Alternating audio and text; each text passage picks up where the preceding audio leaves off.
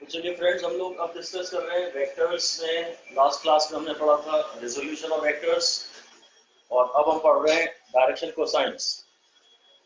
Resolution को याद दिला दूं, अगर मुझे एक ये एक्स एक्सिस है और ये वाई एक्सिस है और ये एक वेक्टर है मे बी ए, और इसको यहाँ रिजॉल्व करना है, तो मैं इसका इधर से परपेंडिकुलर ड्रॉप करता था, इसे ए एक्स कहता था और ए एक्स था ए कॉस थीटा।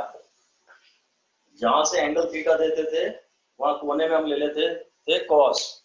कोने में कॉस, जिस डायरेक्शन से एंगल थीटा दिया है, जिस डायरेक्शन से एंगल दिया है वहां कोने में जो कंपोनेंट आता है वो कॉस कंपोनेंट होता है, क्योंकि वो इस ट्रायंगल का बेस होता है ना। यही बात y कंपोनेंट के लिए भी लागू हो सकती है। अगर आपको y डायरेक्शन में कंपोनेंट निकालना है तो आप अलग से इसी ट्रायंगल को मत कंसिडर करो, इसका अलग ट्रायंगल लो। और अब ये एंगल सपोज बीटा है, तो मैं डायरेक्टली जो ए वाई है वो इस ट्रायंगल का बेस है, तो ए वाई को मैं ए कॉस बीटा कह सकता हूं। हालांकि ज्यादा प्रचलित तो यही है कि कोने में कॉस और सामने साइन, पर एक सिंगल रूल अगर बनाए रेजोल्यूशन के लिए, एक बेटर रूल बनाए, तो कायदे से वो ये होता है कि आपको इस डायरेक्शन में कंपोनेंट चाहिए तो यहां से एंगल नाप के यहाँ का कॉस थीटा ले लो, और अगर इस डायरेक्शन में कंपोनेंट चाहिए तो बस इस डायरेक्शन का एंगल देख के यहाँ से कॉस ले लो।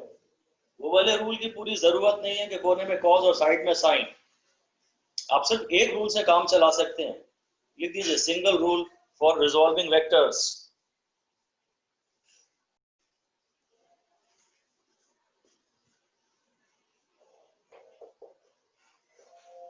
If the given vector makes an angle theta with the given direction,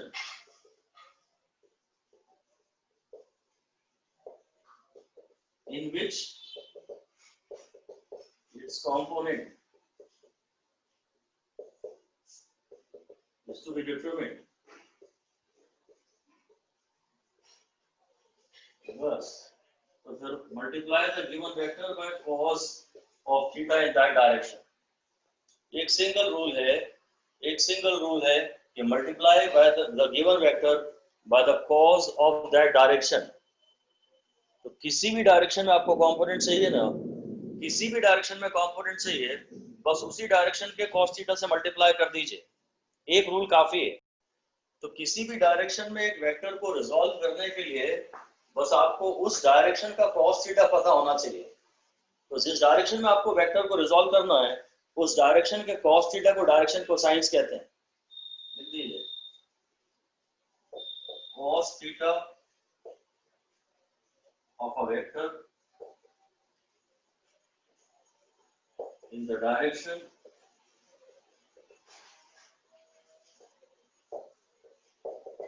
in which it is to be resolved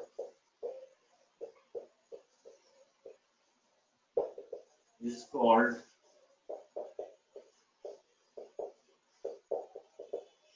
direction cosine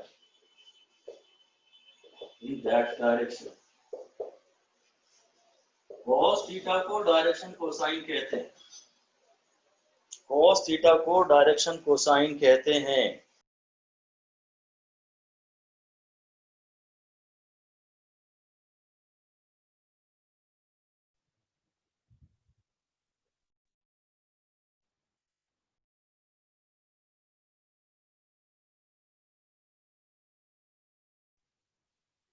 sir आपकी आवाज नहीं आ रही है। सर आपकी आवाज नहीं आ रही। हम एक वेक्टर ए कंसिडर कर रहे हैं जिसका एक्स एक्सिस में एंगल अल्फा है, वाई एक्सिस से वो एंगल बीटा बना रहा है और जेड एक्सिस से वो एंगल सपोज गामा बना रहा है। ऐसा स्पेस में इस वेक्टर को आपको इमेजिन करना पड़ेगा। स्पेस में इमेजिन करिए, ये आपको एक्स वाई जेड दिख रहे हैं, मे बी ये एक्स वाई जेड दिख रहे हैं, ये ओरिजिन है। तो ओरिजिन से एक्स एक्सिस में इसका एंगल है कुछ में भी अल्फा, वाई एक्सिस में एंगल है इसका कुछ बीटा, यही एक ऐसा प्लेन इमेजिन करिए, और जेड एक्सिस के अलोंग इसका एंगल है गामा। जेड एक्सिस से जो इसका एंगल दिख रहा है वो है ये गामा, ये एक्स एक्सिस से एंगल है ये अल्फा, वाई एक्सिस से एंगल है ये बीटा, और जेड एक्सिस से ये एंगल है मान लीजिए ये गामा। ठीक है, ऐसा कुछ तो भी कोई इंक्लाइंड सा अपने को इसको दिखाना पड़ता है। ऐसा ये स्पेस में अपन ये वेक्टर ये दिखा देते हैं ए, ये एक्स वाई जेड है, थोड़ा सा टिल्टेड एक्सिस दिखाते हैं, थोड़ा टिल्टेड एक्सिस बनाते हैं। स्पेस में ये एंगल है, एक वेक्टर है ए, उसका एक्स एक्सिस से एंगल है अल्फा, वाई एक्सिस से एंगल है बीटा, और जेड एक्सिस से एंगल गामा। तो फिर डायरेक्शन कोसाइन का ये कॉन्सेप्ट कहता है कि अगर आपको ए एक्स निकालना है ना, तो आप बस सीधे ए कॉस अल्फा कर दीजिए। अब बार बार वो राइट एंगल ट्रायंगल के चक्कर में मत पड़िए। अगर आपको ए वाई निकालना है ना, तो आप सीधे ए कॉस बीटा कर दीजिए, और आपको ए जेड निकालना है ना, तो बस आप सीधे ए कॉस गामा कर दीजिए। बस इतना सा रूल है। आपको डायरेक्ट अब कंपोनेंट्स मिल गए एक ही रूल से, जिस डायरेक्शन में कंपोनेंट चाहिए उस डायरेक्शन के कोसाइन से मल्टीप्लाई कर दीजिए, तो उस डायरेक्शन का कंपोनेंट आ जाएगा, इसलिए इसको डायरेक्शन कोसाइन नाम दिया गया है। अगर मेरे को कंपोनेंट्स मिल गए हैं तो मैं वेक्टर ए को बकायदा ऐसा लिख सकता हूँ, x i cap plus A Y j cap plus A Z के कैप, यानी कि मैं वेक्टर ए को लिख सकता हूँ, ए इसका मैग्नीट्यूड है वेक्टर ए का, जो वेक्टर ए का मैग्नीट्यूड है उसका जो मॉड है उसको मैं ए कह रहा हूँ, तो ए कॉस अल्फा आई कैप, क्योंकि ए एक्स ये रहा, प्लस ए वाई को मैं लिखूंगा ए कॉस बीटा जे कैप, मैग्नीट्यूड है ए जेड का ये ए कॉस गामा, और ये जेड डायरेक्शन है वो मुझे इस के कैप ने बता दिया। एक्स डायरेक्शन में कंपोनेंट है ए कॉस अल्फा, और डायरेक्शन की इंफॉर्मेशन आई कैप से मिल गई। वाई डायरेक्शन में कंपोनेंट है ए कॉस बीटा, और डायरेक्शन की इंफॉर्मेशन जे कैप से मिल गई। और जेड डायरेक्शन में कंपोनेंट है ए कॉस गामा, और डायरेक्शन की इंफॉर्मेशन के कैप से मिल गई। इसलिए एक वेक्टर को उसके कंपोनेंट फॉर्म में लिखना बड़ा आसान है। अगर आप कहीं कॉज और कहीं साइन लेंगे तो आपको डाउट होगा, और आप तो सब कॉज ही कॉज करते जाओ तो कोई प्रॉब्लम कभी है ही नहीं। But I don't know why ये ज्यादा पॉपुलर मेथड नहीं है। पॉपुलर मेथड तो यही है कि अगर यहाँ से एंगल थीटा दिया है, इधर कॉज आएगा इधर साइन आएगा। अच्छा ये होता कि हम उसे थीटा बोल देते और इसे 90 माइनस थीटा बोल देते, और इधर ए कॉस थीटा बोल देते, और इधर ए कॉस 90 माइनस थीटा बोल देते। आप चाहें तो इस मेथड को हमेशा के लिए फॉलो कर सकते हैं कि अगर जिस डायरेक्शन में कंपोनेंट चाहिए बस ज्योमेट्री लगा के उस डायरेक्शन से वेक्टर का एंगल निकाल लें, और फिर एकदम रूल बना लें कि उस डायरेक्शन में उस कॉर्नर में उस कोने में कॉज आए। ये रूल परमानेंटली बनाया जा सकता है। एक्स डायरेक्शन में कंपोनेंट है ए कॉस अल्फा, वाई डायरेक्शन में कंपोनेंट है ए कॉस बीटा, जेड डायरेक्शन में कंपोनेंट है ए कॉस गामा। पूरे वेक्टर को मैं ऐसा लिख सकता हूं। और अगर मैं अब इसका यूनिट वेक्टर लिखूं तो यूनिट वेक्टर में तो ऐसे लिखते हैं, मैग्नीट्यूड वेक्टर में से उसका मैग्नीट्यूड डिवाइड कर दो तो खाली यूनिट वेक्टर मिल जाएगा। यूनिट वेक्टर निकालने के लिए पूरे वेक्टर को मैग्नीट्यूड से डिवाइड कर दो। वेक्टर में दो जानकारियां, एक मैग्नीट्यूड और डायरेक्शन, उसमें से मैग्नीट्यूड से डिवाइड कर दिया तो बची खाली इंफॉर्मेशन डायरेक्शन की। तो यदि मैं इसको a से डिवाइड कर दूं तो ये बन जाएगा cos alpha i cap plus cos beta j cap plus cos gamma k cap, बस। और इस वजह से हम डायरेक्शन कोसाइन की एक प्रॉपर्टी सीख सकते हैं। एक प्रॉपर्टी है डायरेक्शन कोसाइंस में, एक इंपॉर्टेंट रिलेशन है, प्रॉपर्टी है, और वो ये है कि cos square alpha plus cos square beta plus cos square gamma is equal to dash. cos square alpha plus cos square beta plus cos square gamma कितना होता है, ये हम लोगों को निकालना है। हमें पता है कि यूनिट वेक्टर है cos alpha i cap plus cos beta j cap plus cos gamma k cap. और अगर मेरे को एक वेक्टर का मैग्नीट्यूड निकालना रहता है तो मैग्नीट्यूड होता है ये i कैप के साथ जो होता है वो ax, हो जाएगा cos square alpha plus cos square beta plus cos square gamma. है ना, 3D वेक्टर का मैग्नीट्यूड ऐसे निकालते हैं। तो इस वेक्टर का मैग्नीट्यूड ये है और यूनिट वेक्टर अगर ये है तो इसका मैग्नीट्यूड 1 है। किसी भी यूनिट वेक्टर का मैग्नीट्यूड हमेशा 1 होता है, इसलिए स्क्वायर भी कर दूं तो cos square alpha plus cos square beta plus cos square gamma is equal to 1। किसी भी यूनिट वेक्टर का मैग्नीट्यूड हमेशा 1 होता है, इसलिए डायरेक्शन कोसाइन की एक इंपॉर्टेंट प्रॉपर्टी ये आ गई। अब हम लोग को इसकी दूसरी प्रॉपर्टी निकालनी है, sine square alpha plus sine square beta plus sine square gamma की वैल्यू निकालनी है। तो मुझे करना तो इसी से करना पड़ेगा। साइन स्क्वायर अल्फा को मैं लिख लेता हूँ 1 minus cos square alpha plus 1 minus sine square beta plus 1 minus sine square gamma. हो सके तो इन लोगों को सॉरी साइन की जगह कॉस लिख लेंगे। साइन स्क्वायर बीटा को मैं कॉस के टर्म्स में लाना चाह रहा हूं और ये साइन को मैं कॉस के टर्म्स में लाना चाह रहा हूं। This is equal to 1। जितने ज्यादा ब्रैकेट्स आप लगा सकते हैं लगाइए, ब्रैकेट्स की आदत ज्यादा डालिए। तो 3 minus cos square alpha plus cos square beta plus cos square gamma is equal to 1। और इसकी वैल्यू मतलब इसकी वैल्यू सॉरी मुझे निकालनी है, इसकी वैल्यू मुझे निकालनी है। और ये जो चीज होता है इसकी वैल्यू मुझे 1 पता है, तो जो आंसर मेरा आएगा वो आएगा 3 माइनस 1। इसलिए जो sine square alpha plus sine square beta plus sine square gamma है उसकी वैल्यू है 2। बस ये क्वेश्चन है, find direction cosines of 3i plus 4j।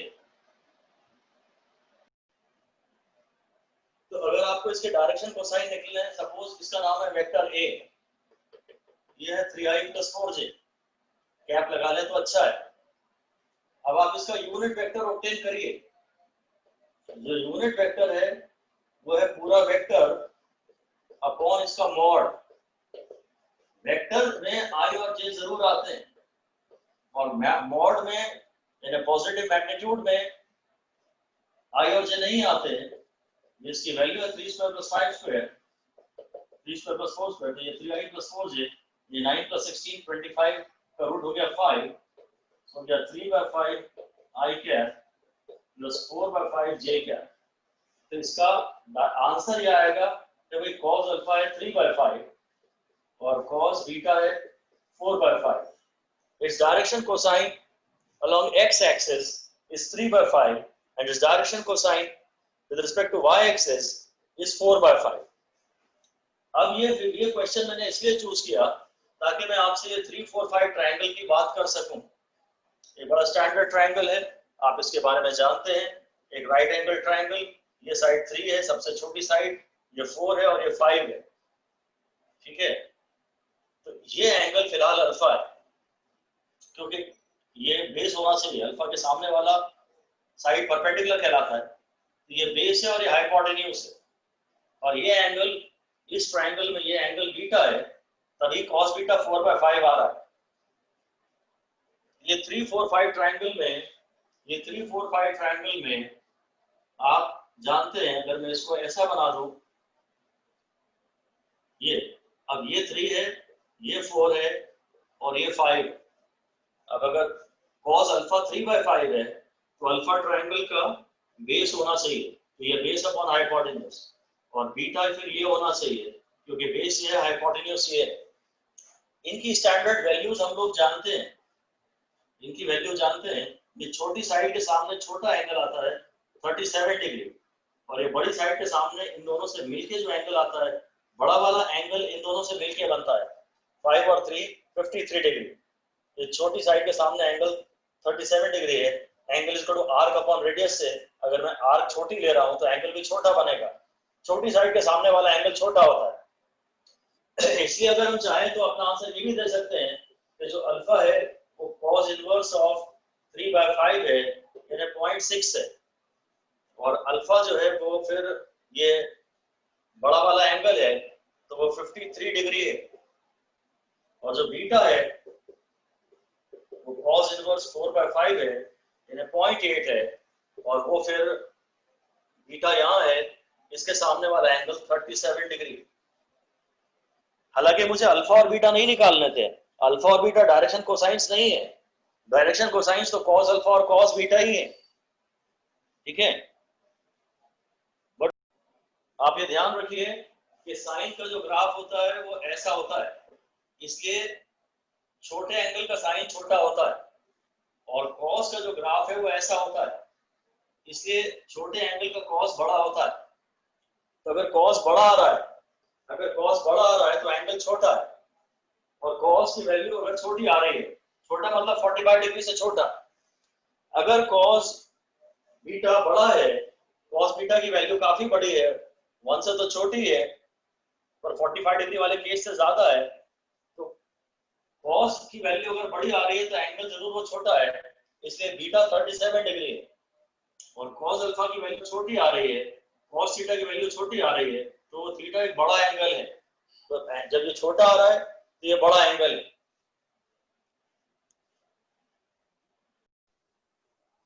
ये वेक्टर है, मान लीजिए इस वेक्टर का नाम है बी, और ये है 5j + 12k। तो वेक्टर बी का मतलब होता है उसका मैग्नीट्यूड और उसकी डायरेक्शन। तो डायरेक्शन की इंफॉर्मेशन इसमें तो सिर्फ एक नंबर होता है, प्योर नंबर, जो कि 5² + 12² के रूट से आएगा, और i j k की सारी इंफॉर्मेशन इसमें छुपी होती है। तो जो unit vector b is vector b upon b का मैग्नीट्यूड, और b के मैग्नीट्यूड को कई बार हम सिंपली खाली b भी लिख देते हैं, जब कुछ भी इसके आगे पीछे नहीं लिखते, इसको या तो ऐसे लिख देते हैं और कभी कभी ऐसे भी चलेगा। सही तरीका तो यही है, पर ऐसा भी फॉलो कर सकते हैं। तो वेक्टर बी में वेक्टर है अगर, तो उसमें आई जे के सारे आएंगे, और बी के मैग्नीट्यूड में सिर्फ एक नंबर आएगा, और वो होगा 5² + 12²। तो ये 5j + 12k, या पूरा बोल देता हूँ 0i cap + 5j cap + 12k cap. i cap का टर्म नहीं था तो मैंने उसको 0i कैप लिख लिया, और ये 144 + 25 169 का रूट हो जाएगा, जो जाएगा 13। तो cos अल्फा है 0/13 यानी 0, cos बीटा है 5/13, और cos गामा है 12/13। These are the respective direction cosines in x, y and z directions. Direction cosine के लिए ध्यान देख लीजिए कि यूनिट वेक्टर की इक्वेशन में जो i कैप के साथ होता है वो cos अल्फा होता है। यूनिट कैप इसमें, इसको मेरे को ऐसा लिखना चाहिए था 0/13 i कैप। यूनिट वेक्टर की इक्वेशन में जो i कैप के साथ होता है वो cos अल्फा होता है, जो j कैप के साथ होता है वो cos बीटा होता है, और जो यूनिट वेक्टर की इक्वेशन में कोएफिशिएंट ऑफ जो k कैप है, यूनिट वेक्टर की इक्वेशन में जो k कैप का कोएफिशिएंट है वो cos गामा है। अब मैं एक्चुअली इसकी वैल्यूज आपको याद कराना चाहता हूं बीटा और गामा की। एक और राइट एंगल ट्रायंगल है जो कि पाइथागोरियन ट्रिपलेट फॉलो करता है, और वो है 5, 12 और 13 ट्रायंगल। ये एक पाइथागोरियन ट्रिपलेट है क्योंकि 5² + 12² 13² होता है। ये सबसे बड़ी साइड है, इसके सामने वाला एंगल सबसे बड़ा है यानी 90 डिग्री। फिर ये इसके जो बाकी एंगल्स आते हैं वो 2 और 3 से मिलकर जो वाला छोटा एंगल बनता है 23 डिग्री, और ये बचा हुआ एंगल आता है 67 डिग्री। ठीक है, 2 और 3 से मिलकर आता है 23 डिग्री। छोटी साइड के सामने वाला एंगल छोटा होगा, और ये बड़ी साइड है 12, इसके सामने वाला एंगल बड़ा होगा। तो ये भी फिगर्स आपको याद रखने चाहिए। इस समय cos अल्फा अगर 0 है तो अल्फा तो हो गया 90 डिग्री। cos अल्फा का cos का ये ग्राफ बनता है, और बीटा काफी कम है, cos बीटा काफी कम है, तो बीटा बड़ा है, और बीटा बड़ा है तो फिर ये शायद इसमें मैं ये छोटी वाली साइड के सामने जो छोटा एंगल है, छोटी वाली साइड के सामने वाला जो छोटा वाला एंगल है, cos बीटा 5/13 है, तो देखता हूं ट्रायंगल का बेस। अगर मैं इसको बीटा ले लूं ना तो ये बेस है, और मैं अगर अल्फा गामा की बात कर रहा हूं, अल्फा तो लेना, यह गामा काफी ये इसका बेस होना चाहिए। गामा ऐसा लेना चाहिए कि ये गामा का बेस होना चाहिए। ये साइड तो 13 है ही, अब ये एक्चुअली एंगल गामा होना चाहिए, और ये बीटा होना चाहिए, और ये 5। अगर cos बीटा 5/13 है तो बीटा ये होना चाहिए, और अगर cos गामा 12/13 है तो गामा ये होना चाहिए, क्योंकि ये गामा ये बेस है। अब मुझे पता है कि cos बीटा काफी छोटा आ रहा है, तो बीटा बड़ा एंगल है, बीटा बड़ा एंगल है, बीटा 67 डिग्री है, और cos गामा काफी बड़ा आ रहा है, cos गामा काफी बड़ा आ रहा है, तो गामा छोटा ही एंगल होगा, और छोटा एंगल है ना 23 डिग्री। जिसका cos थीटा बड़ा होता है ना, वो वाला थीटा छोटा एंगल होता है। cos का ये ग्राफ होता है, छोटे एंगलों के लिए cos की वैल्यू बढ़ जाती है। यहाँ cos गामा की वैल्यू बढ़ जा रही है, मतलब गामा सबसे छोटा एंगल, राइट। यहाँ cos अल्फा की वैल्यू तो बहुत ही कम आ रही है, तो ये तो सबसे बड़ा एंगल है, अल्फा 90 डिग्री है। तो ये अगर और पॉसिबल ही हो तो आप ये एंगल्स याद कर सकते हैं। एक 3, 4, 5 ट्रायंगल याद कर लीजिए, वो तो खैर कंपलसरी है, और ये भी अगर याद कर लें तो अच्छा है, कंपल्शन नहीं है इसमें, पर बेनिफिट मिलेगा। कह रहा है vector is equally inclined to x, y and z axis, find the angle।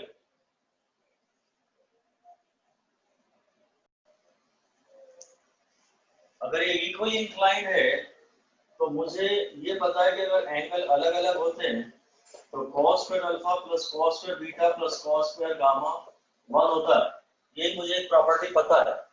जब इनसे एंगलों की बात होती है, इन एक्सिसों से एंगल की बात होती है, तो फिर मुझे यही याद आते हैं, डायरेक्शन कोसाइन, और ये प्रॉपर्टी याद आती है। अगर सारे एंगल बराबर हो तो cos square alpha plus cos square alpha plus cos square alpha is 1, 3 cos square alpha is 1, so cos square alpha is 1/3, so cos alpha is 1/√3, और अल्फा को फिलहाल हम इसके आगे कुछ नहीं कह पाएंगे।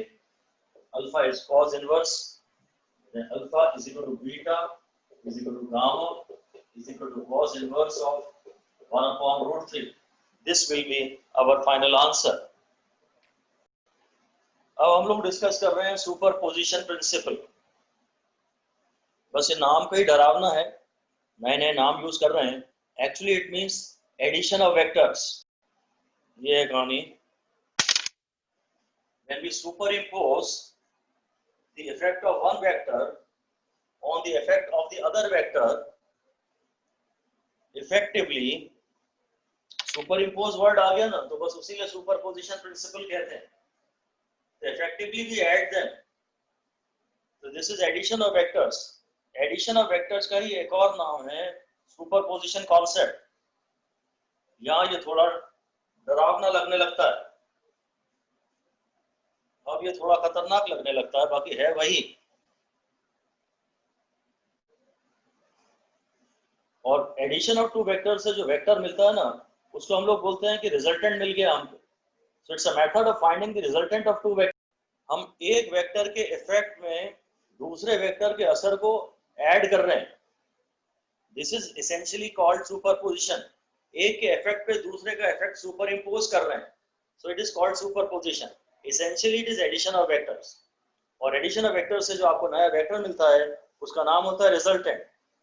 Actually, this process is just reverse of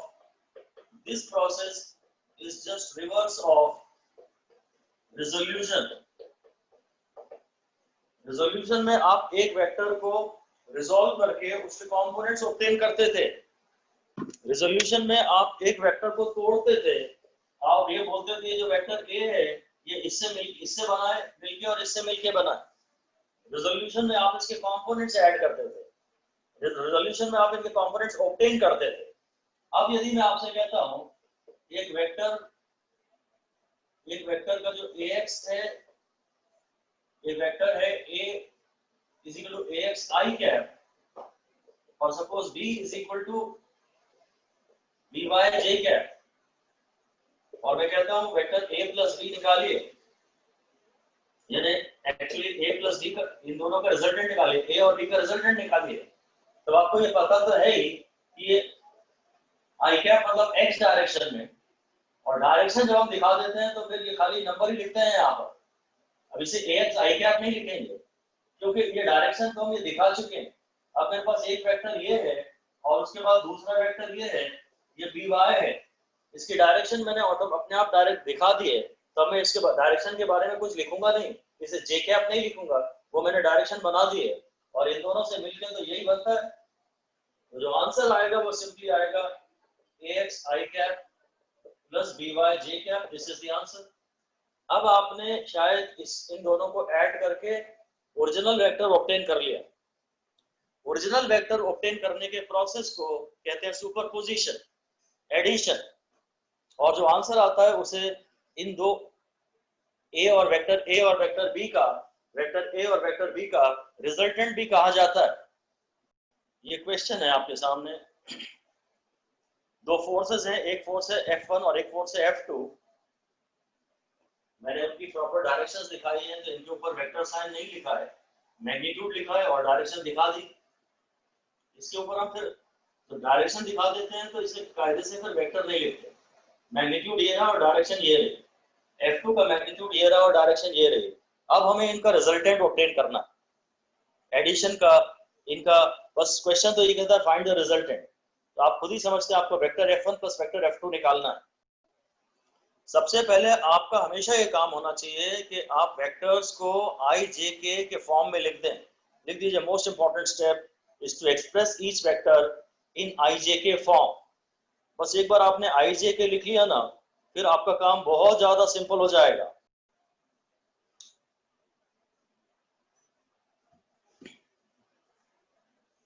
अब हम हर वेक्टर को रिजॉल्व करेंगे, F1 को भी रिजॉल्व करेंगे x एक्सिस के अलोंग और y एक्सिस के अलोंग, और F2 को भी रिजॉल्व करेंगे x एक्सिस के अलोंग और y एक्सिस के अलोंग, और उन पे i j k जो भी हैं वो चिपका देंगे। देखिए जो वेक्टर F1 आएगा, अब मैं इसे वेक्टर F1 लिख रहा हूँ क्योंकि मैं इसे कंपोनेंट के टर्म्स में लिख रहा हूँ। इसका इधर ये बाजू कोने में आएगा F1 cos theta i cap, ये मैग्नीट्यूड हो गया, डायरेक्शन हो गई, और इधर cos है तो इधर साइन आएगा y डायरेक्शन में, ये आएगा F1 sin theta j cap. ऐसे ही मैं वेक्टर F2 को लिखूंगा, इधर cos आएगा, इधर साइन आएगा, तो पहले मैं i वाले लिख रहा हूँ। यहाँ i और j भी जरूर पहले लिख लेना चाहिए आपको। F2 आएगा, F2 वेक्टर F2 को लिखेंगे हम F2, इधर cos बीटा, नहीं cos बीटा इधर आएगा sin beta, F2 sin beta i cap, और F2 cos beta j cap. इसको मैं इसी ऑर्डर में लिखता हूँ, कोशिश करके मैं इसे ij और ij के ऑर्डर में लिखता हूँ, पहले ij फिर k, फिर ij k। तो मैंने दोनों वेक्टर्स को अपने ij के फॉर्म में एक्सप्रेस कर लिया है। अब एक्चुअली मुझे इन दोनों का मुझे रिजल्टेंट निकालना है, मतलब मुझे ये निकालना है। अब हम क्या करेंगे, सारे i के जो टर्म्स है ना वो एक साथ लिख लेंगे। सारे i वाले टर्म्स हम एक साथ सिंपली ऐड कर सकते हैं, ये i हो गया, और इसी तरह से सारे j वाले टर्म्स में एक साथ ऐड कर सकता हूँ। ये F1 sin theta plus F2 cos beta j cap, ये आंसर है। ठीक है, ऐसा हम इसलिए कर सकते हैं क्योंकि अगर मैंने इसका i कंपोनेंट निकाला और इसका i कंपोनेंट निकाला, तो दोनों के i कंपोनेंट तो सेम डायरेक्शन में है ना, और अगर दो वेक्टर सेम डायरेक्शन में है तो they can be added following laws of ordinary algebra. ये बात आप उसमें लिख लीजिए, if two vectors are in same direction then they can be added following rules of ordinary algebra। Simple algebra के रूल्स ऑफ एडिशन फॉलो करके आप दो जो वेक्टर सेम डायरेक्शन में है उनका सिंपल एडिशन कर दीजिए, और फिर उस डायरेक्शन में रिजल्टेंट को उसकी डायरेक्शन चिपका दीजिए। एक्स एक्सिस के अलोंग ये भी आ रहा है और एक्स एक्सिस के अलोंग ये भी आ रहा है, जो दोनों वेक्टर एक्स एक्सिस के अलोंग है वो तो सिंपली ऐड हो जाएंगे और उसमें डायरेक्शन देनी पड़ेगी। इसका एक्स कंपोनेंट और इसका एक्स कंपोनेंट सेम डायरेक्शन में है, वो डायरेक्टली ऐड हो जाएंगे। इसी तरह से इसका y कंपोनेंट और इसका y कंपोनेंट सेम डायरेक्शन में है, इनके y कंपोनेंट्स को आप डायरेक्टली ऐड कर दीजिए। मैं ये कहना चाहता हूं कि जो रिजल्टेंट है इस समय, जो रिजल्टेंट है वो summation of fx i cap plus summation of fy j cap. x axis में जितने भी फोर्सेस हैं, i कैप के अलोंग जितने भी फोर्सेस हैं, उनको सिंपली ऐड कर दीजिए। Summation, ordinary algebraic addition, simple addition. और जो y डायरेक्शन में जितने भी कंपोनेंट्स हैं सबको ऐड कर दीजिए। जो सेम डायरेक्शन में वो सिंपली ऐड हो जाते हैं क्योंकि सेम डायरेक्शन में है ना। और हाँ बस सारे मतलब सबके सारे x कंपोनेंट निकाल लीजिए, सबके y कंपोनेंट निकाल लीजिए, सबके x कंपोनेंट एक साथ ऐड कर दीजिए, सबके y कंपोनेंट एक साथ ऐड कर दीजिए। बस इतना ही करना है आपको। और क्योंकि आप एक वेक्टर का आंसर दे रहे हैं, अपने आंसर में डायरेक्शन की इंफॉर्मेशन जरूर दीजिए। ये x कंपोनेंट का मैग्नीट्यूड है, ये y कंपोनेंट का टोटल रिजल्टेंट मैग्नीट्यूड है, और ये x डायरेक्शन की इंफॉर्मेशन है कि हमारे वेक्टर का रिजल्टेंट इतना है x डायरेक्शन में, और वेक्टर का रिजल्टेंट का मैग्नीट्यूड ये है y डायरेक्शन में। ये मैग्नीट्यूड बताता है, ये डायरेक्शन बताता है। इसको बोलते हैं सुपरपोजिशन प्रिंसिपल।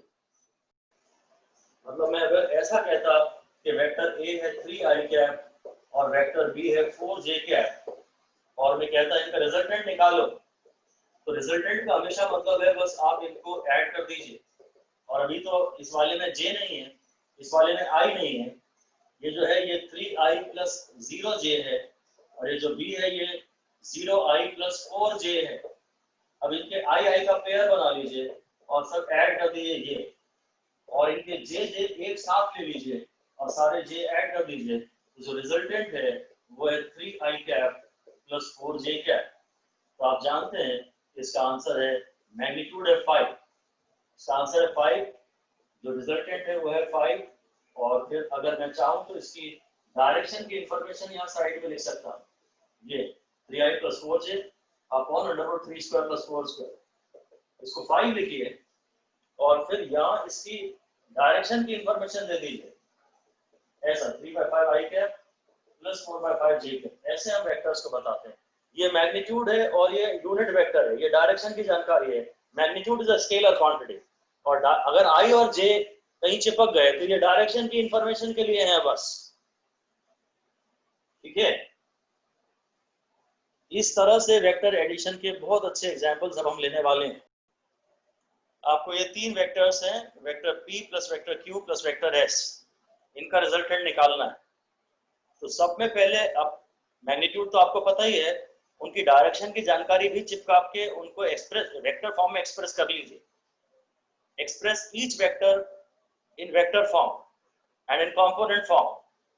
अगर कोई इंक्लाइंड वेक्टर होता तो हम उसे रिजॉल्व करते, हम बस मैग्नीट्यूड और डायरेक्शन हर वेक्टर के साथ चिपका दें। p को मैं लिख सकता हूं, वेक्टर p है p i कैप, p उसका मैग्नीट्यूड मुझे दिया था, डायरेक्शन की जानकारी मैंने और मैथमेटिकली लिख दी। डायग्राम में डायरेक्शन दिखाई गई थी, जो उन्होंने दिखाया था उसे मुझे मैथमेटिकली कोड करना है। अब q उसने यहाँ दिखा दिया, ये मुझे y एक्सिस के अलाउंग भी दिख रहा है, इसकी डायरेक्शन की जानकारी यहाँ चिपका दी। डायरेक्शन इसने डायग्राम में दिखाई थी और मैग्नीट्यूड बोल के बताया था, मैंने उसको पूरा वेक्टर फॉर्म में एक्सप्रेस कर दिया। और जो s है ये नेगेटिव x एक्सिस में है, तो ये -i कैप लिखे। मुझे मालूम है आप में से बहुत सारे लोगों ने इसे ऐसा लिखा होगा s - i कैप, तो यही लोगों को ड्रॉप और लेना पड़ेगा। ये ब्रैकेट लगाने बहुत जरूरी है, ज्यादा से ज्यादा ब्रैकेट लगाइए। अब मेरा फिर से वही काम है कि सारे i वाले एक साथ कलेक्ट कर लूं। फाइनली तो मैं हाँ इसे pi plus qj minus si लिख लूंगा, पर पहले मुझे इसे ऐसे ही लिखना चाहिए कि मैग्नीट्यूड है s और डायरेक्शन है -i। एक पॉजिटिव मैग्नीट्यूड आना चाहिए और उसके अलावा डायरेक्शन एक ब्रैकेट में आनी चाहिए।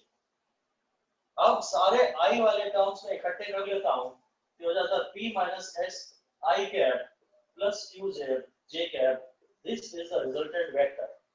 और अगर मुझे उसका मैग्नीट्यूड भी निकालना होगा तो फिर मैग्नीट्यूड 2D वेक्टर का मैं ऐसे निकाल लूंगा। फिर मैग्नीट्यूड में i j k की इंफॉर्मेशन नहीं रहेगी, ठीक है। ये हो गया p i cap q j cap s minus i cap.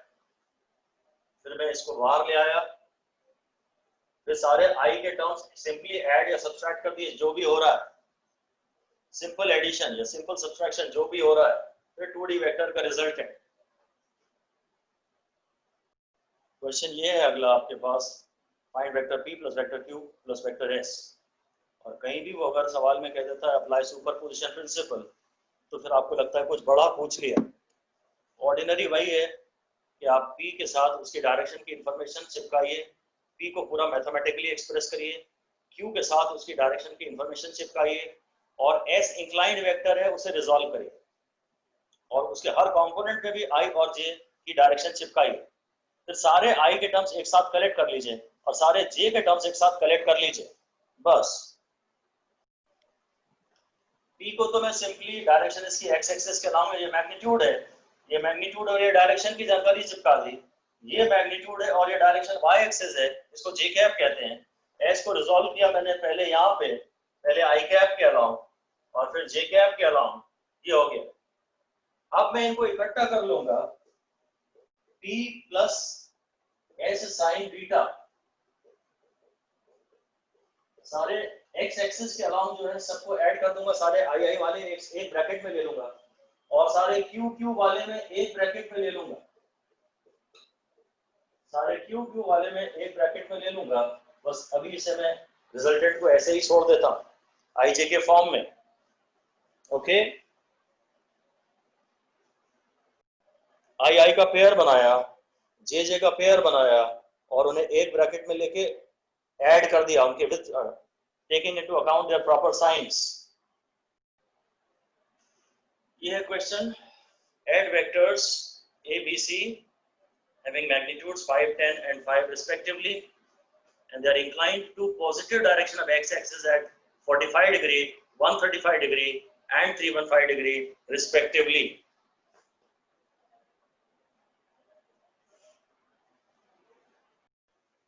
ए को उसने ये बोला है, बोला ए इसकी वैल्यू है 5 और उसका पॉजिटिव एक्स एक्सिस से एंगल है 45 डिग्री, तो ए को अलग से बनाया हमने और उधर ए का कंपोनेंट आएगा 5 cos 45 इस डायरेक्शन में और 5 sin 45 उस डायरेक्शन में। फिर बी को उसने बोला, मैंने ए को ये लिख लिया ए और जे में, बी सेकंड क्वाड्रेंट का एंगल है 135 डिग्री है, तो ये 90 और ये इस एक्सिस से 45 है, तो इस डायरेक्शन में cos 45 और इस डायरेक्शन में sin 45 और ये वाली डायरेक्शन माइनस आई कैप है, माइनस आई कैप है। वाई कैप तो पॉजिटिव ही है, ये प्लस जे कैप है और ये माइनस आई कैप है, ये मुझे पहले ही लिख लेना चाहिए। और जो आखिरी है वेक्टर, वेक्टर सी, वेक्टर है तो एरो जरूर दिखा है, वेक्टर सी ये 315 डिग्री है, ये 270 प्लस 45 है या तो 360 माइनस 45, 315 यहां से इसका एंगल 45 डिग्री है, तो इसका कंपोनेंट आएगा इधर प्लस आई कैप आ जाएगा, इधर प्लस आई कैप आ जाएगा, इधर माइनस जे कैप आ जाएगा। अब बस इनको हमको ऐड करना है, तो मैं सारे आई वाले एक साथ लिख लेता हूँ, जो रिजल्टेंट आएगा उसमें मैं पहले सारे आई वाले ले लेता हूँ, 5/√2 प्लस आई कैप और 5/√2 प्लस आई कैप, जो कि 10/√2 आई कैप और ये हो गया माइनस 10/√2 आई कैप। मैंने सारे आई कैप वाले एक ब्रैकेट में ले लिए। अब सारे जे कैप वालों को देखता हूँ, ये 5/√2 और ये माइनस 5/√2 कैंसिल हो जाएगा, बस एक ये बचेगा खाली 10/√2 जे कैप, ये भी कैंसिल हो रहा है। फाइनल आंसर है केवल 10/√2 जे कैप या 5 × √2 जे कैप। हमने इंडिविजुअली ए को आई और जे में एक्सप्रेस किया, इंडिविजुअली वेक्टर बी को आई और जे में एक्सप्रेस किया, उसका जो नियरेस्ट एक्सिस है एक्स या वाई उससे एंगल ले लिया, उसने तो यहाँ से एंगल दिया था, पर अब रिजोल्यूशन के लिए पॉसिबली अगर एक्यूट एंगल ऑब्टेन कर ले तो अच्छा है, फिर ये कंपोनेंट रिजॉल्व करना आसान हो जाता है। और जो वेक्टर सी दिया है उसको फिर मैंने यहाँ से एंगल 45 डिग्री मार्क कर लिया, उसने यहाँ से 315 दिया था पर मैंने यहाँ से 45 मार्क कर लिया। अब इसको प्लस आई और माइनस जे में रिजॉल्व किया। अब सारे आई एक साथ ले लिए, ये आई और ये आई एक साथ ले लिए, फिर ये जे और ये जे एक साथ ले लिए, बस एक ब्रैकेट में सारे आई वाले ले लिए और एक ब्रैकेट में सारे जे वाले ले लिए, and that's it. This is the final answer, 5 × √2 J cap. A person goes 30 meter east, 20 meter north खाली and 20√2 meter southwest. Find the resultant displacement. Her displacement को प्रॉपर आई जे के चिपका दो उनपे और सबको ऐड कर दो। देखिए पहला जो डिस्प्लेसमेंट है ना, उसको मैं वेक्टर S1 लिख देता हूँ और वो ईस्ट की तरफ है। इधर ईस्ट होता है, इधर वेस्ट होता है, इधर नॉर्थ होता है, इधर साउथ होता है, राइट की तरफ ईस्ट। जो S1 है वो है 30 i कैप, ये इसका मैग्नीट्यूड है और डायरेक्शन को हम i j के बस चिपकाना नहीं काम है हमारा। फिर जो डिस्प्लेसमेंट है वो है 20 मीटर नॉर्थ। पहले वो यहाँ गया बंदा, फिर यहाँ गया, तब नॉर्थ डायरेक्शन जो है वो j कैप होती है और फिर साउथ वेस्ट में आ रहा है। बाद में जो वेक्टर S3 है, ये वेक्टर S3 है, इधर S1 था, ये S2 था और एक्चुअली वो यहाँ से आया है, पर चलो मैं यहाँ बना रहा हूँ साउथ वेस्ट। अब इसको जब मैं रिजॉल्व करूंगा ना, इसकी वैल्यू है 20√2। अच्छा, साउथ वेस्ट का मतलब होता है ये एंगल दोनों 45 डिग्री 45 डिग्री है। तो जो S3 आएगा ना, वो आएगा 20√2 cos 45 और ये डायरेक्शन है -i कैप। और ये अगर ये एंगल मुझे पता है 20√2, ये वाला एंगल भी पता है, तो इसको भी मैं cos ही ले सकता हूँ। ये एंगल पर है और ये डायरेक्शन है -j कैप और cos 45 की वैल्यू होती है 1/√2। तो वेक्टर S3 का आंसर आपका 20√2 अपॉन √2 cos 45 की वजह से √2 -i कैप प्लस 22 और cos 45 है 1/√2 -j कैप। तो वेक्टर S को मैं लिखूंगा, वेक्टर S3 को लिखूंगा मैं √2 कैंसिल किया -20i कैप -20j कैप। आपको ये वाले ब्रैकेट जरूर लगाने हैं, -i और -j कैप में आपको ब्रैकेट जरूर लगाने हैं। अब आप इन तीनों को सिंपली ऐड कर दीजिए।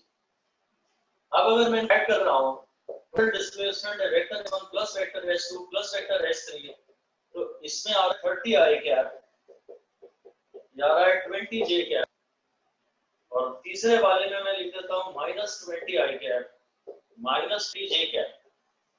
तो ये कैंसिल हो गए दोनों और आंसर आ रहा है हमारा, जो रिजल्टेंट आ रहा है वो आ रहा है 10i कैप।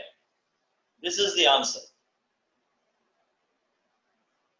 इन तीनों के मैंने इसका i और इसका i इकट्ठा किया, इसमें तो i है नहीं, तो 30i -20i, फिर इसका j, इसमें तो j है नहीं, इसका j और इसका j, ये एक ब्रैकेट में लिखे, इनको एक ब्रैकेट में लिखा ऐसा लिखा। ये वाला i, और यहाँ तो i है नहीं, और ये वाला i,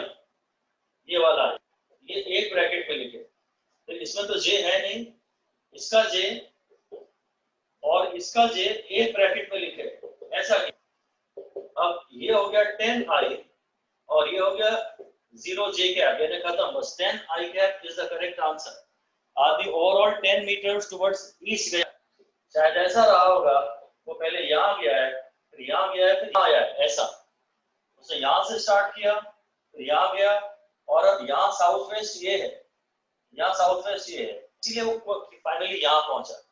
इसको पूरा विजुअलाइज कर पाने की हमें कोई आवश्यकता नहीं है, आप केवल इनकी मैथमेटिकल बातों को समझे।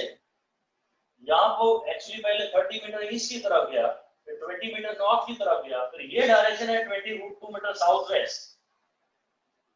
इधर इस पॉइंट पे ये वेस्ट है और इस पॉइंट पे साउथ है। इस पॉइंट के रिस्पेक्ट में वो ईस्ट गया था, तो यहाँ जब वो यहाँ था तो इस पॉइंट रिस्पेक्ट में नॉर्थ गया। अब यहाँ जब है तो इस पॉइंट के रिस्पेक्ट में इसको वो मानते हुए तो यहाँ से वेस्ट गया, यहाँ से नहीं गया। एक्चुअली पहले यहाँ आया, यहाँ से यहाँ तक आया, फिर यहाँ तक, और अब अभी अगर वो सामने देखेगा तो इसको उसका नॉर्थ दिखेगा। तो इस पॉइंट के रिस्पेक्ट में जो भी साउथ से वहां गया है, पर मुझे इसे पूरा विजुअलाइज करने के लिए, इमेजिन करने, इसके पाथ को आप इमेजिन मत करिए, आप केवल उसको आई जे के बांटते जाइए। मैग्नीट्यूड उन्होंने दिया ही है, आप बस उनको एक्स एक्सिस के अलॉन्ग और वाई एक्सिस के अलॉन्ग रिजॉल्व करके उन पे आई जे के चिपकाते चले और फिर सबको सिंपली ऐड कर दीजिए। सारे आई वाले टर्म्स एक साथ एक ब्रैकेट में लाइए और सारे जे वाले टर्म्स एक ब्रैकेट में आइए। वेक्टर पार्टिकल ए जा रहा है 40 यूनिट ईस्ट और पार्टिकल बी जा रहा है, मतलब उसका इनिशियल डिस्प्लेसमेंट है 40 यूनिट ईस्ट और फिर 25 यूनिट 37 डिग्री नॉर्थ और वेस्ट। आपको टोटल डिस्प्लेसमेंट बताना है। ईस्ट का तो हो जाता है आई कैप, जो ए है वो वेक्टर फॉर्म में, उसका मैग्नीट्यूड ये रहा और उसकी डायरेक्शन ये रही। बी को थोड़ा दिक्कत आएगा, बी में ये नॉर्थ है, इधर वेस्ट है। नॉर्थ और वेस्ट का मतलब होता है कि तुम वेस्ट से स्टार्ट कर रहे हो और इधर 37 डिग्री टुवर्ड्स नॉर्थ जा रहे हो, ये है बी। तो मैं इसको इधर सॉल्व करूंगा तो ये आएगा माइनस आई कैप और ये आएगा प्लस जे कैप, इसकी मैग्नीट्यूड 25। तो मैं बी को लिखूंगा, वेक्टर बी लिखूंगा 25 cos of छोटा angle cos of 37 minus I cap plus 25 sin of 37 plus j cap। तो 3 4 5 ट्रायंगल से मैं cos 37 और sin 37 ऑब्टेन कर सकता हूं। ये 37 है और इसके सामने छोटी साइड आएगी 3 और ये 4 है और ये 5 है। अगर आपको cos 37 चाहिए तो छोटा एंगल है, इसकी वैल्यू बड़ी आएगी, तो base upon hypotenuse 4/5 minus i cap plus 25 sine of 37, इसकी वैल्यू छोटी आएगी, perpendicular upon hypotenuse 3/5 plus j. तो वेक्टर बी एक्चुअली हो गया माइनस 20 आई कैप और 5 3 15 जे कैप। ये अब आपको ए भी मालूम है आई जे के फॉर्म में और बी भी मालूम है आई जे के फॉर्म में। अब इन्हें आप सिंपली ऐड कर दीजिए तो फाइनल आंसर आ रहा है, जो vector a plus vector b आ है वो है, सारे आई एक साथ ले रहा हूं तो आई एक ब्रैकेट में 40 आई प्लस 20 आई और फिर यहाँ तो जे है नहीं, अब यहाँ भी जे है 15 जे। तो जो रिजल्टेंट आ रहा है इन लोगों का वो आ रहा है 20 आई कैप प्लस 15 जे कैप। ये हो गया खत्म। इसका भी मैग्नीट्यूड और डायरेक्शन अभी दोनों बताना है। ये भी जो रिजल्टेंट है इसका मैग्नीट्यूड तो खैर √20 स्क्वायर प्लस 3 स्क्वायर है। इसका मैग्नीट्यूड हम ऐसे लिखेंगे, ये 400 प्लस 225 है, ये √625 है, यानी आंसर 25 ही है। बी अकेला भी 25 था, ए भी था, फिर भी आंसर 25 ही आ रहा है, कोई दिक्कत नहीं। इसका एंगल सोचने की कोशिश करते हैं। अभी थोड़ा नया काम हो गया, रिजल्टेंट जो है वो इधर 20 है और इधर 15 है, ये थीटा है। और इसका अगर मैं tan थीटा निकालूं तो क्या मुझे परपेंडिकुलर और बेस मालूम है, तो ये 3/4 है, तो फिर से 3 4 5 ट्रायंगल ही है। ये जो आंसर आ रहा है ये थीटा 37 डिग्री ही आ रहा है, 3 के सामने 37 डिग्री, ये 3 4 5 ट्रायंगल ही आया है। उसको मैं और कैसा हूं, ये ईस्ट है और ये नॉर्थ है, तो मैं आंसर बोलता हूं, मेरा आंसर है 37 डिग्री, मतलब एक तो आंसर 25 यूनिट्स वेलोसिटी और डायरेक्शन बताऊं 37 डिग्री, शायद नॉर्थ ऑफ ईस्ट। सही बोल रहा हूं क्या? ईस्ट से निकल रहा हूं और नॉर्थ की तरफ जा रहा हूं, ऐसा एरो बनाना चाहिए। ईस्ट को रेफरेंस मान रहा हूं क्योंकि ये एंगल मेरा आया, इधर आया 20x आई कैप और ये आया 15 जे कैप, हो गया 3/4। 3 4 5 ट्रायंगल है इसका मतलब ये, और के सामने 37 डिग्री, तो ईस्ट से अगर बिगिन करूं और नॉर्थ की तरफ जाऊं तो 37 डिग्री मेरा ओवरऑल डिस्प्लेसमेंट हुआ है। मुझमें डिस्प्लेसमेंट हुआ 25 यूनिट्स का and 37 degree north of east. This is the final answer. Question कह रहा है 2 वेक्टर्स ए और बी हैं, इनके मैग्नीट्यूड तो इक्वल है और इनके मैग्नीट्यूड है p और डायरेक्शन इनकी डायग्राम में दिखाई गई है। मैंने इन्हें इक्वल नहीं कहा, हालांकि इनके मैग्नीट्यूड सेम थे पर इनकी डायरेक्शन अलग अलग थी, मैंने इन्हें इक्वल वेक्टर नहीं कहा। अब आपको इनका रिजल्टेंट बताना है।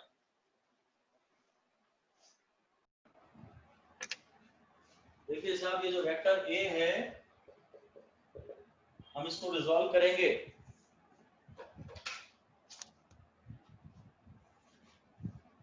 इसके मैग्नीट्यूड यहां लिख देते हैं p, इनके नाम a और b हैं, उससे कोई मतलब नहीं है, या चलो a को ऐसा लिख देता हूं, वेक्टर a है, इसका p cos थीटा इधर आएगा और ये इसकी डायरेक्शन है और इसका कंपोनेंट यहाँ आएगा कोने में कॉस और साइड में साइन, और ये इसकी डायरेक्शन है। जहां तक वेक्टर बी का सवाल है, इसका मैग्नीट्यूड इधर तो वही आएगा p cos theta i cap, और इधर आ जाएगा p sin थीटा, और ये डायरेक्शन है माइनस j कैप, तो plus p sin theta minus j cap. अगर इफ यू आर कंफर्टेबल तो आप इसे डायरेक्टली एक ही बार में ऐसा लिख सकते हैं, कोई प्रॉब्लम नहीं, इट्स अप टू यू। शुरू में जरूरी था। अब जब आप इन्हें ऐड करेंगे, इनका रिजल्टेंट निकालेंगे, तो i वाले दोनों टर्म एक साथ ले लेंगे तो हो जाएगा 2p cos theta i cap, और j वाले सारे टर्म एक साथ लेंगे, वो कैंसिल ही हो जाएंगे, तो रिजल्टेंट आ रहा है यहाँ पे। आंसर हम यही बोलेंगे, इनका ऐसा दिखाएंगे। अब इसको एक्चुअली सुपरपोजिशन बोलते हैं। इसको जो वेक्टर को रिजॉल्व करते हैं ना, इसका यहाँ p cos थीटा डायग्राम में दिखाते हैं, इसको रिजॉल्व करेंगे तो p cos थीटा आएगा, इसको रिजॉल्व करेंगे तो p sin थीटा आएगा, इसको रिजॉल्व करेंगे तो p cos थीटा आएगा, और यहाँ p sin थीटा आएगा। फिर बोलते हैं ये y कंपोनेंट्स कैंसिल हो गए, ये जो y कंपोनेंट जो परपेंडिकुलर कंपोनेंट है वो कैंसिल हो गए, और ये x एक्सिस के अलोंग कंपोनेंट ऐड हो गए, तो आंसर है 2p cos theta i cap. अब ये भी बोल सकते हैं कि आंसर आता है 2p cos theta along their angular bisector। ये टोटल एंगल के मिडिल में आ रहा है, इनका जो टोटल एंगल है इन दोनों के बीच में, उसके मिडिल के अलोंग आ रहा है, तो जो रिजल्टेंट है वो है 2p cos theta i cap या 2p cos theta along their angular bisector।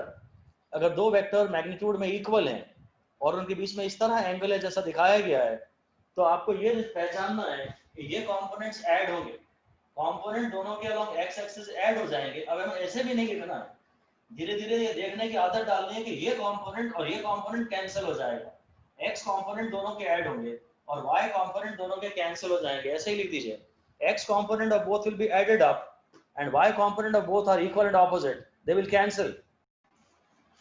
चलिए अब की बार हम सीधे शायद डायरेक्ट बोलना चाहते हैं। पहली बात तो ये है कि टोटल एंगल से मुझे मतलब नहीं है, अगर सिमेट्रिकली है, इक्वली इंक्लाइंड है, तो मैं इसका y एक्सिस से एंगल ये ले लेता हूं। इनके आपस में एंगल से मुझे कोई मतलब नहीं है, क्योंकि मैं इन्हें यहाँ रिजॉल्व करना चाहता हूँ, तो मुझे इनका y डायरेक्शन से एंगल चाहिए।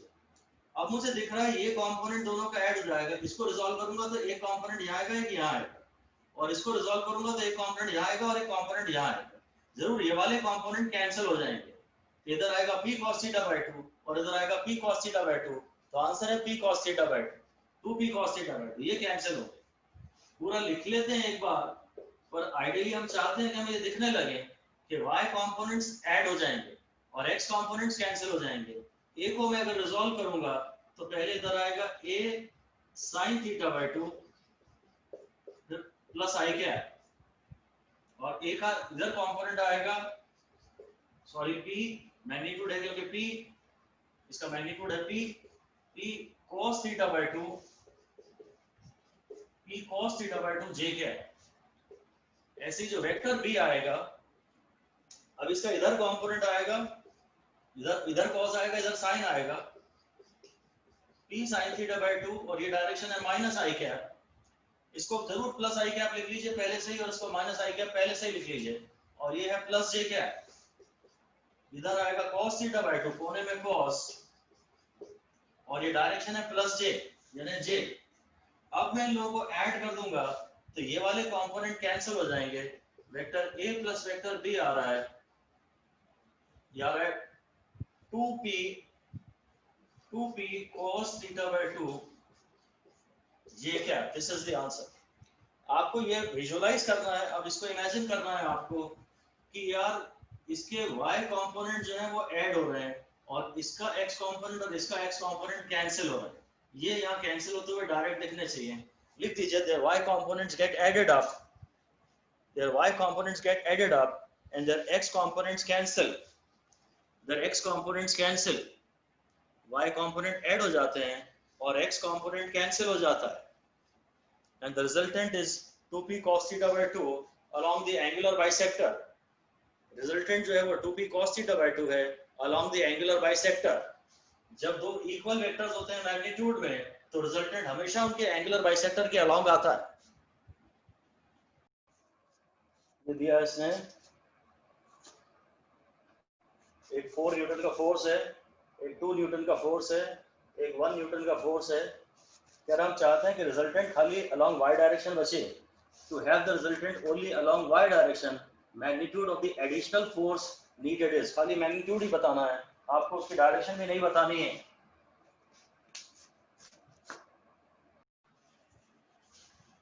आपको आपका आंसर वाई एक्सिस के अलोंग चाहिए रिजल्टेंट, तो एक्स कंपोनेंट 0 हो जाना चाहिए। जो ऑलरेडी एक्स कंपोनेंट है उसका ऑपोजिट उसमें ऐड कर दीजिए।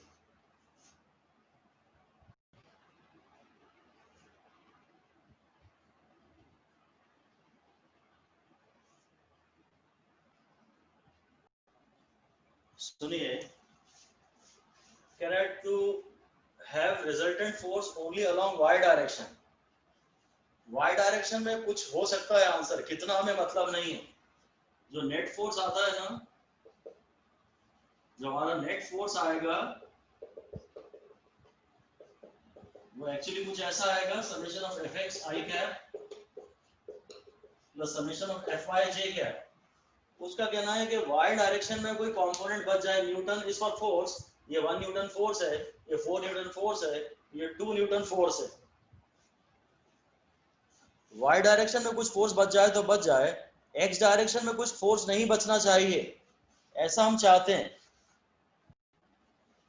तो हम लोग क्या करते हैं, सिर्फ सारे फोर्सेस के एक्स कंपोनेंट पे केवल फोकस करते हैं और देखते हैं अभी इस कॉन्फ़िगरेशन में एक्स डायरेक्शन में ऑलरेडी रिजल्टेंट फोर्स कितना आ रहा है। मैं सबके एफएक्स देखता हूं खाली। इसका एफएक्स आएगा 1 cos 60 और ये एंगल 30 है एक्चुअली, तो ये एंगल भी 30 है या ये एंगल 60 है, ठीक है। इसकी यदि बात करूं, हालांकि मैं इन दोनों को बोल भी सकता हूं कि ये तो रिजल्टेंट इनका हुआ 2 न्यूटन यहाँ पे, पर चलो इसको मैं अलग ले लेता हूं। इसका यहाँ एक्स कंपोनेंट आएगा 4 sin 30 और इधर माइनस डायरेक्शन में इसका आएगा -4 sin 30। इसका है 1 cos 60 और इसका या तो मैं इसका एंगल मार्क कर लेता 60 और चलो मैंने कहा इधर cos आएगा तो sin आएगा, इस तरफ आ रहा है तो माइनस। ये एंगल 30 है और ये एंगल भी 30 है, इसका मतलब अब मैंने इसका डायरेक्ट एक्स से एंगल ले लिया, ये एंगल मैंने दिया ही नहीं, तो ये आएगा इधर आएगा +2 cos 60 +2 cos 60, ठीक है, क्योंकि इधर आ रहा है। अब ये ध्यान रखना कि ये जो साइन और कॉस में गलती होती है कभी कभी, जो साइन सारे 60 आ रहे हैं 30 भी आ रहा है, जो साइन 30 है उसकी वैल्यू छोटी आएगी 1/2 और जो cos 60 है cos 60 की भी वैल्यू छोटी आएगी 1/2।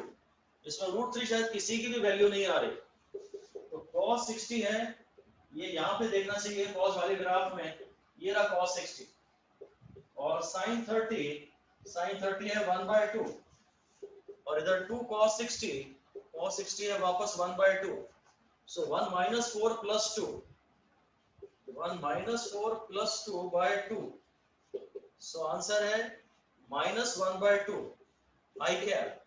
अभी as of now x direction में जो रिजल्टेंट फोर्स आ रहा है वो है 0.5 न्यूटन, -0.5 न्यूटन। अगर आप चाहते हैं एक्स डायरेक्शन में रिजल्टेंट फोर्स 0 आए तो आपको इस डायरेक्शन में 0.5 न्यूटन ऐड कर देना चाहिए, इसके opposite. You are trying to make the x component 0, so calculate the resultant of the existing forces in the x direction।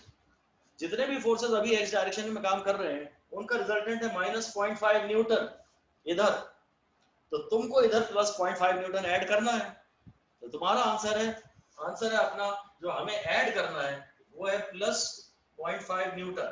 और चलो डायरेक्शन भी बता देते हैं आई कैप में। जो एग्जिस्टिंग फोर्सेस हैं उनका रिजल्टेंट आप निकालिए एक्स डायरेक्शन में।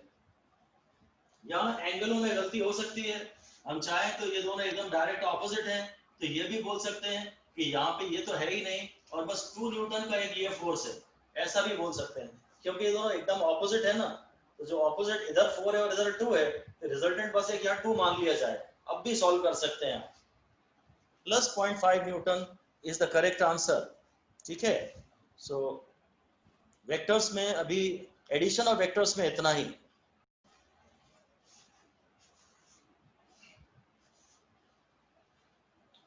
खाली x कंपोनेंट ही देखा हमने पिछले क्वेश्चन में, सिर्फ x कंपोनेंट देखा, क्योंकि y कंपोनेंट तो जो भी हमें मतलब नहीं है, x कंपोनेंट को जीरो करना है, तो सिर्फ x कंपोनेंट ऑलरेडी देख लिया कितना आ रहा है। पहले x कंपोनेंट आ रहा है -0.5 न्यूटन और इसको जीरो बनाना है, तो आप एडिशनल फोर्स प्लस 0.5 न्यूटन लगा दीजिए ये प्लस आई कैप में, और खाली मैग्नीट्यूड पूछा है तो आंसर है 0.5 न्यूटन। Okay, thank you.